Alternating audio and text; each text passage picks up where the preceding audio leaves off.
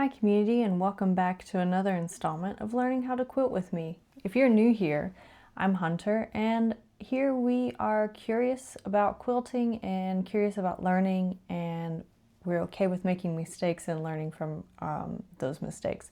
So today we're going to learn how to piece together our individual pieces here, and I'm also going to show you two different types of stitches, one that is more commonly used and then one that I like to use, and both of them are fine. For English paper piecing, the one that's most commonly used is called a whip stitch, and that's what we'll look at first. So let's get into it. All right, so today we're going to look at both whip stitching and flat back stitching. What's really great about whip stitching and English paper piecing in general is you can take it anywhere you want to because it's portable, it's small, and it's easy to take around. So I have a couple of things here on our table today. I have my nice pair of scissors, I have a thimble if you feel like you need one. I have some pins, clover clip. Okay, my thread, I like to use polyester thread because for English paper piecing, you're going to keep running it through this paper and it makes your thread pretty weak after a while. Polyester thread tends to be a little bit longer lasting, and I do like this a lot. So it's up to you. And then I also have my beeswax. You can also use a thread butter, but this helps to keep your thread stronger and it keeps it from tangling. You'll find if you're new into hand stitching quilts or stitching anything that sometimes your thread likes to tangle up. So definitely grab some beeswax or some thread butter for you to run your thread through first. I've already done that with this thread, so we're going to go ahead and get straight into it. So for whip stitching, what you're going to do, so here's your glued pieces, right? And these are the first two pieces you want to start with for the glass bead.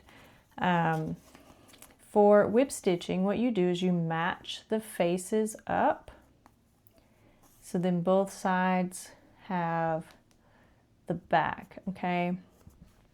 And I like to just take a little clip so then they don't move. That's a lot more stable for me. And then you're just going to go straight through. This is where it helps to have sometimes a thimble. And you're going to only stitch through one side, okay? Only stitching through one side here. All right. Make sure that your little knot does not get caught. Okay. What's nice about this is it's easy to do, especially if you're traveling and you want to bring your quilt with you places. You don't really need a flat surface. The cons with whip stitching is that when you start to put other pieces together, you will have to bend your paper a bit, which is not really a bad thing, but it can make putting those pieces together a little bit more frustrating, or have a bit of time to get used to. Okay. Another thing with whip stitching is that your stitches are not always invisible. All right, so from the inside it'll look like that, and then if I take my clip off, you can see that sometimes you'll pretty much be able to see almost all of your stitches here. Okay, so that's one way of stitching, okay, some pieces. Now, this is a very common way to do it, and it's pretty easy. So now I'm going to show you what I like to do with a different piece, and it's called flat back stitching. So similar principle. The pros for flat back stitching is that it is invisible, and that you don't have to bend your paper as you're assembling all of your pieces flat. Now the cons are that you probably will need a flat surface. You need, you might want some pins, okay? And it can be a bit more time consuming to set up, but I do like doing this better. So I like to put a pin right in the middle of mine here. And so notice that these pieces are flat. So the inside is inside and the outside is outside. And then I also like to take a little clover clip here just for some extra stability. So for flat back stitching, similar to whip stitching, you're just going to sew in on one side, but everything is flat. You don't want to sew like back and forth, kind of like an S curve. You want to keep in one loop. The reason being is that this is a much stronger stitch. It doesn't pull apart easy. And if you like give a tug on your quilt after you've taken the paper out, you'll be able to see like that you don't get much gapping in your pieces. Okay, so for the rest of this glass beads piece, we're going to be using flat back stitching just because I am going to use this on my quilt. And I'll show you how you put together your pieces here. Okay, so let me sew these two pieces together really quick and I'll show you how to attach the next piece. All right, so we finished this. I'm going to show you how to tie this off because we can't keep going further. So this is what this looks like. And you can see that these stitches are very invisible. Okay, so if you like to not be able to see your stitches, flat back stitching is very strong and it's easy to do. So the way that I knot things off is I'll take a couple of just a little section of like my fabric there. Okay, I'm just going to sew across my seam.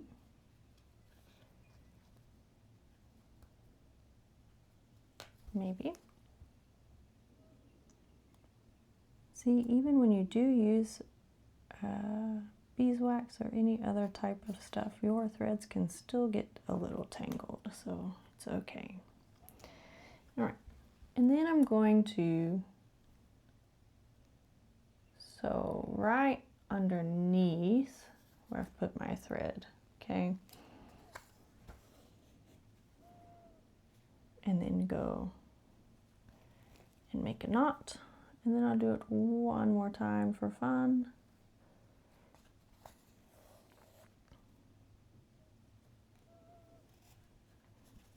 Okay. And then I'll go ahead and cut that off. Now, I like to do one extra step before I move on, and I like to burn my like knots. I found that it keeps them from slipping because sometimes I've had some knots come untied for some reason. Anyways, this is a foolproof method, so, or at least so far. Because this is polyester, it melts, which is great. Cotton is just going to burn. So if you're using cotton thread, this probably won't work for you. So I just take it and then I take my thimble piece. I push that inside and I just do it for all of my knots. And you can see there. So I've kind of pushed it into the fabric a little bit. So far, I found that this works really well. Okay, so the pieces that we're going to need to make a block today are, you're going to need, let's move this stuff out of the way. You're going to need 4 of your crowns, okay, 2 kites, and, sorry, and a diamond piece, okay? So there's 7 pieces in total to make this block. Now I go in a specific order and it's a lot easier for me. So the first thing I do is I sew one side and I lay the rest to the side here. Okay, I'm going to take one kite and I'm going to line her up. Now if you're doing whip stitching, the way that you would start this is like that, okay? So you would just make sure that everything's aligned there. But I'm going to show you with flat back. Let's see if I can get a zoom on this. That's better. All right. So we're going to put my thimble back on. We're going to make sure that these are lined up here. So just like when you're piecing anything together, you want to make sure that your seams are aligned properly. With quilting, try to be as accurate as possible because little inaccuracies can add up. Now, if you have a moment where something is inaccurate, it's not the end of the world, you can fix it. So I always like to flip this over just to make sure that it looks straight here. Okay, so that looks pretty good. So we're going to start at the top, the side without the clip on it. Okay, now be careful if you are using pins. Please don't hurt yourself. Okay. And I like to start on my patterned section because I find it a bit easier, but whichever side is easiest for you to start on, you're going to go straight across. And remember, you just keep sewing through the same side. Okay.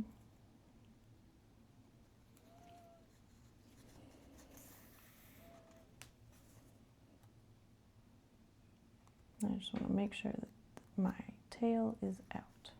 Okay. And make sure that you're pulling your stuff tight. And after I make about a couple of stitches, I just double check that that looks correct. Okay. So let me sew this and I'll be right back. Okay, so we finished that. So this is what that's going to look like there, right? And you should have an invisible seam. Now, sometimes you might get a couple of stitches that show through, not the end of the world, it's okay. I like to choose a thread that hides pretty well. So your next set or piece will be the center, which is your diamond, okay? And this one should line up perfectly right in the middle, okay? If it doesn't, that's okay. You'll see that as you stitch, you'll be able to fix it. Sometimes I do maybe pull up the glue a little bit if I have some bigger gapping just to help it meet up, but that's very rare if you've sewn or aligned your pieces well. So this is where if you were doing a whip stitch, you would need to finish this section first, and then you would have to start to bend your paper here to be able to align that one, okay? So again, I like to use a clip on the end.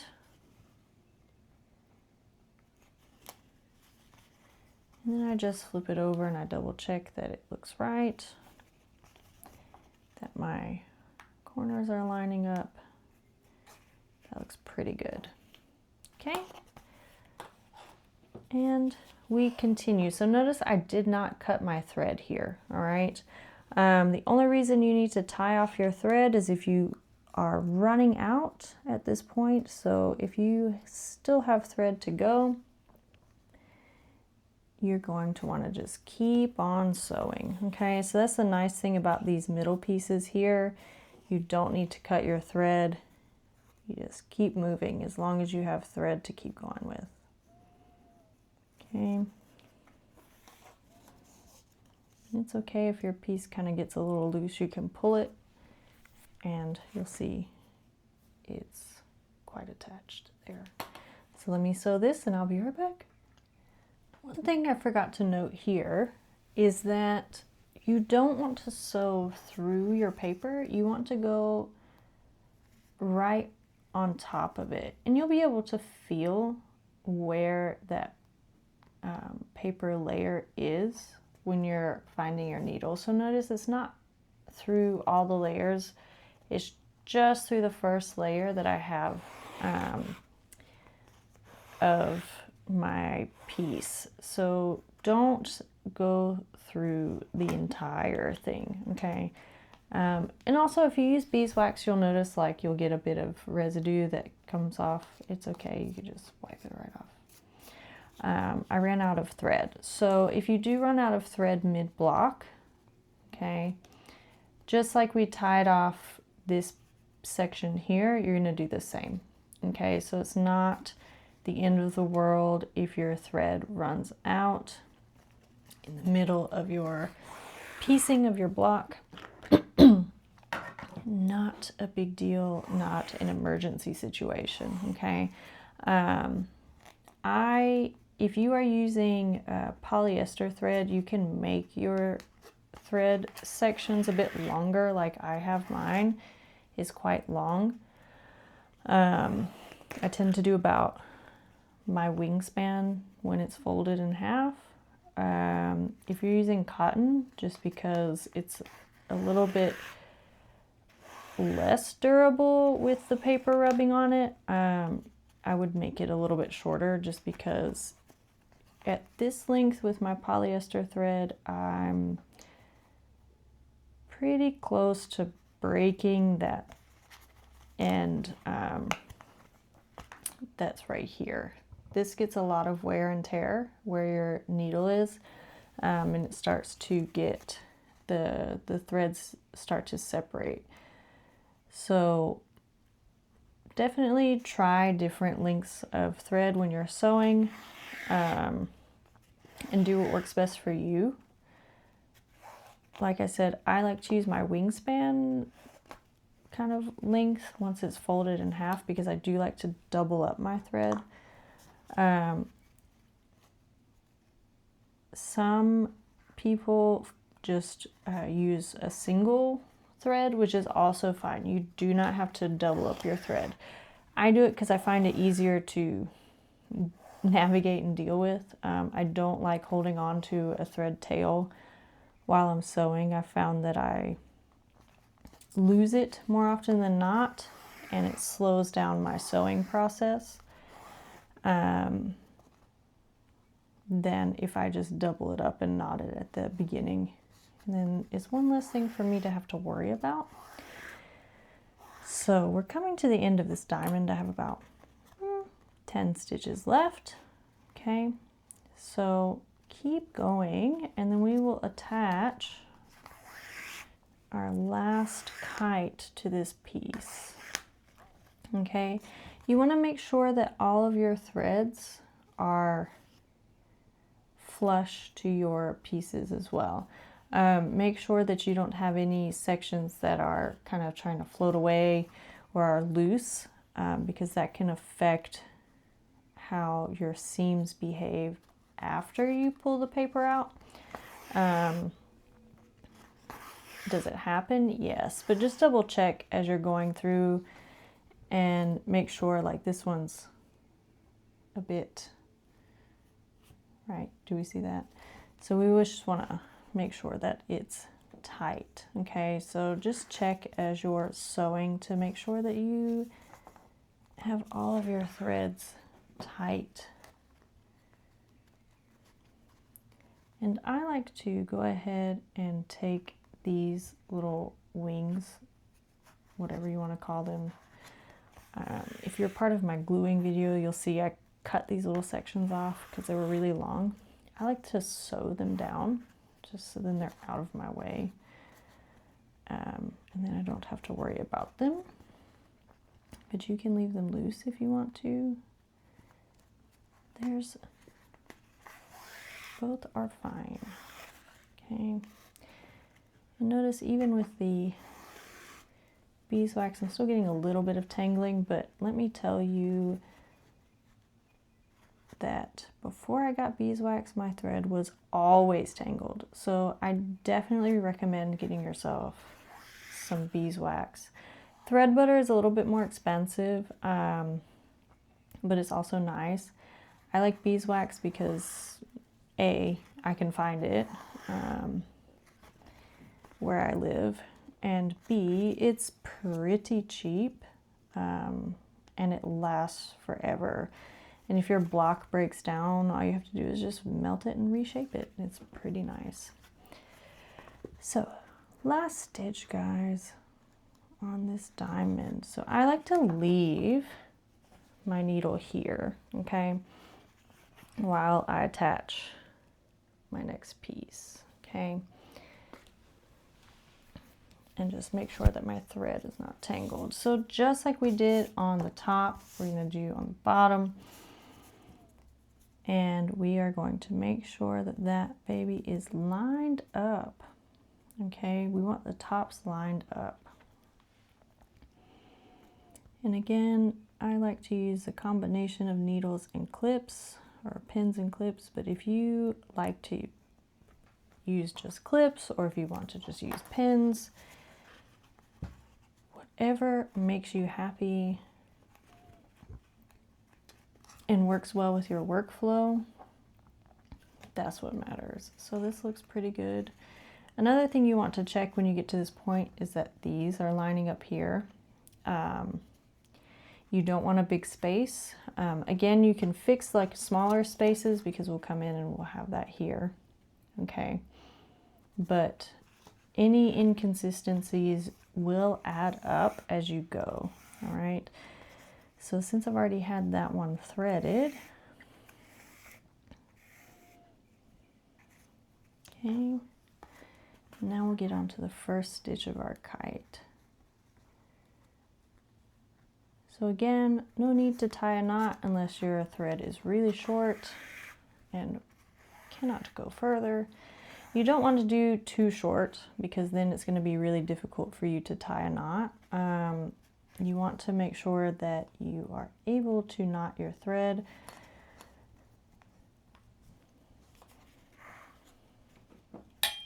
When you go to finish off, okay? So again, we're just continuing.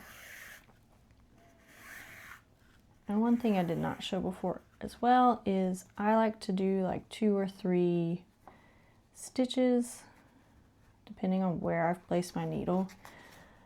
To be honest, it's kind of different every day. Oops. But once I get close to it, I'll go ahead and pull it out. And that's why I like the clip, because the clip's at the very end, and it keeps it pretty stable and aligned. So I'm just gonna finish this piece and I'll be back. Okay, so we finished that half. All right, so your block is gonna look something like this, okay?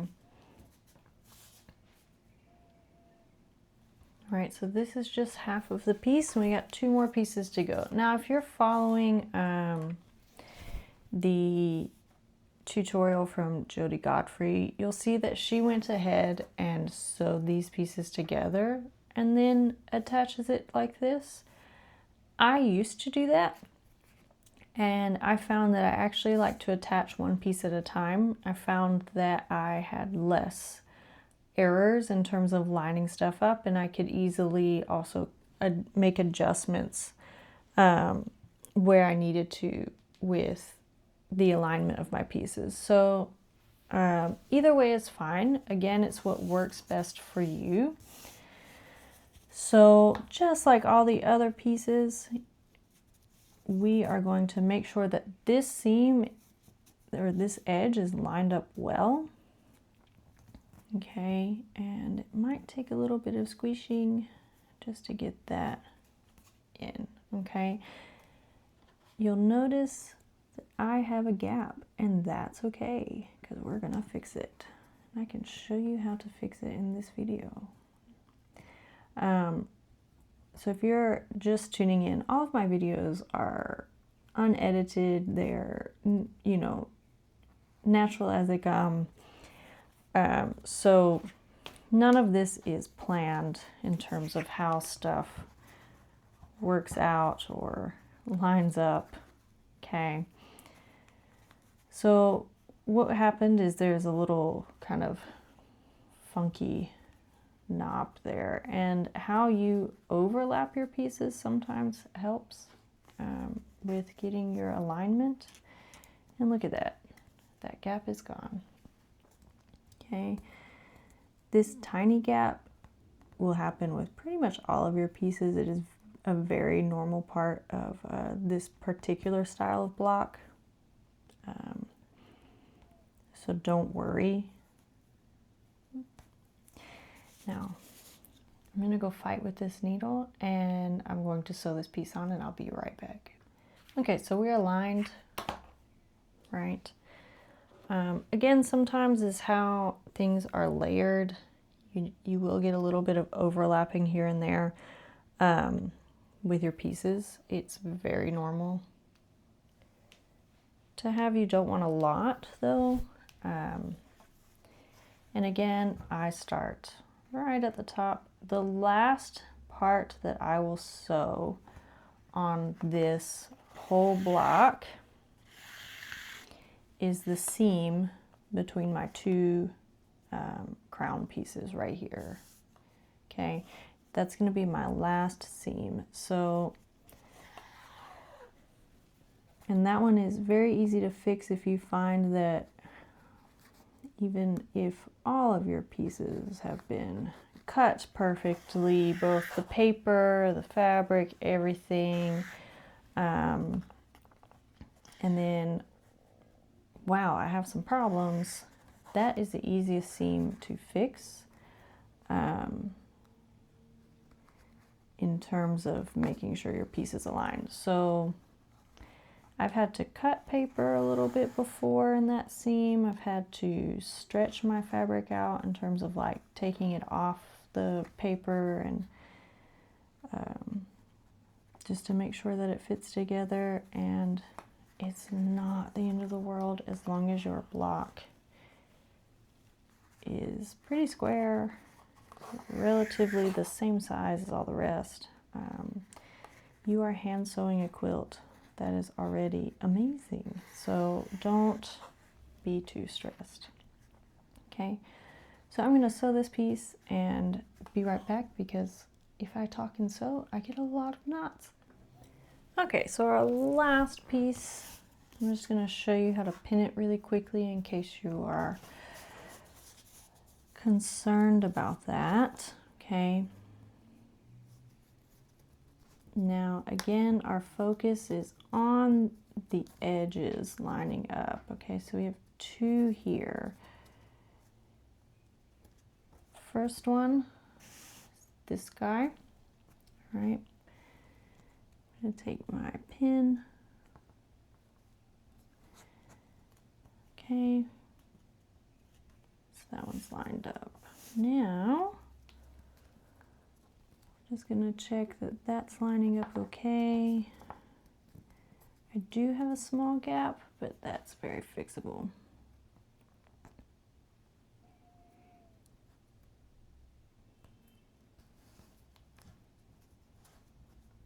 All right, so here we have, you can see this small gap here. It's okay, because as I get from sewing to this point to that point, it will start to close up.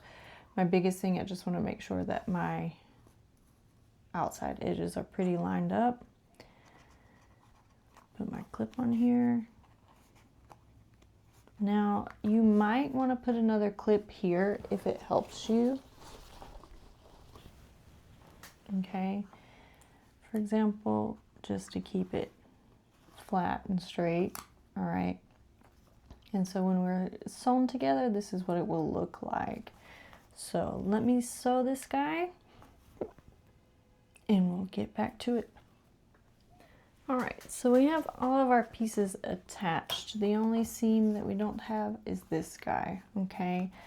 I know you want to pull this out. Don't do it yet until you've sewn this seam, okay? Trust me, that little corner of paper is gonna help you a ton in terms of keeping everything aligned, all right? So, very important. Do not pull out any paper until you have it fully surrounded and all of those seams sewn. The reason for that is it keeps your structure, it keeps things from being misaligned. So you just want to make sure that that stays that way, okay? Now, you will notice with a flat back stitch, you do get a bit of that kind of like bowed look where it's not flat. Not a big deal, okay? Some people don't like that. I found that as soon as I finish sewing all of my parts together and I pull that center piece out, just give it a couple of bends, you know, just to get that paper and those seams to lay properly. And it's not really a big deal. Yeah,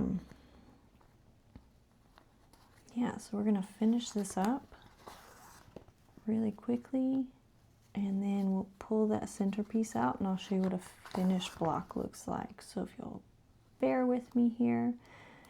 I hope that if you are doing this pattern that this has helped you figure out how to put the pieces together, or how to sew if you're doing English paper piecing in general. I hope that this has helped you. Again, I do not consider myself an expert quilter. This is my first quilt, but I'm sharing the things that I have learned with you now that I'm almost finished with the top of my quilt. It's been almost a year since we've started, which is a reminder that English paper piecing quilting is a slow process. So if you want a quilt done quickly, I would not start here. If you're more about learning the process and just want to get into sewing and, you know, don't mind that it might take you a year and a day just to get your top done, depending on how big you're making it and what's going on with your life, then this is definitely for you. I like that it's portable. That's why, one of the reasons why I started it. It's also, I'm still learning how to use a sewing machine. So this was an easy way for me to get started and actually make something. So here, let's see, we can zoom you out. So here is a finished block. Okay, so this is the back. Here's the front. I'm going to turn it sideways so you can see the whole thing. All right, this one came out pretty good despite trying to fight me the whole time. I do have one little piece that's not quite even there, but that's okay. So now, kind of like unwrapping a present, we can pull out the center because again, it's fully enclosed now, so we can pull this paper out. You do not have to do this until the end, but if you're like me and it makes you happy to kind of get some of that weight off. With all of the paper in your quilt, I will say I do find pulling the paper out a lot better as I go, simply because it makes it lighter to handle, especially when you get your big quilt going. And it's okay if your paper tears. Also, if you can't get your paper out, it will dissolve in the washing machine, not a big deal. So I will go back and I'll give this a press just to get these sorted, but that's what it will look like. And so you can see now it's laying a bit more flat, okay? So let's take a quick look at my quilt behind me. So this, and I'll just pull it down. Exciting. This is as far as we've gotten in terms of attaching rows. I do have 3 rows still to attach that are in waiting, but you can see.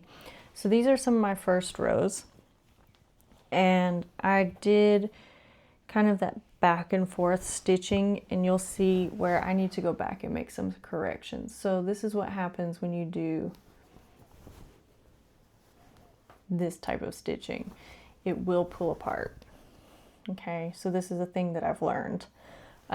Later on, we get more to the bottom where you have that kind of looping stitch.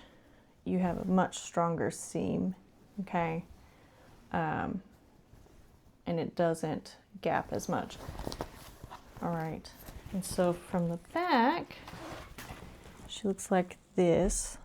Okay, so I do pull the paper out as I go. Obviously, I keep this because I need to attach that row. Now, if some of your paper starts to come unglued as you work, like this guy's coming out, not a big deal. Just take some glue, put it back in, and call it a day, okay? I find that pulling the paper out as I go makes it a lot lighter and a lot manageable. So I hope that this sewing tutorial was helpful for you and show you how to make a block in the steps of a bigger idea, okay? So until next time, please follow along. Give us a like, a comment, if you do enjoy this kind of content, and please keep visiting. Have a great day.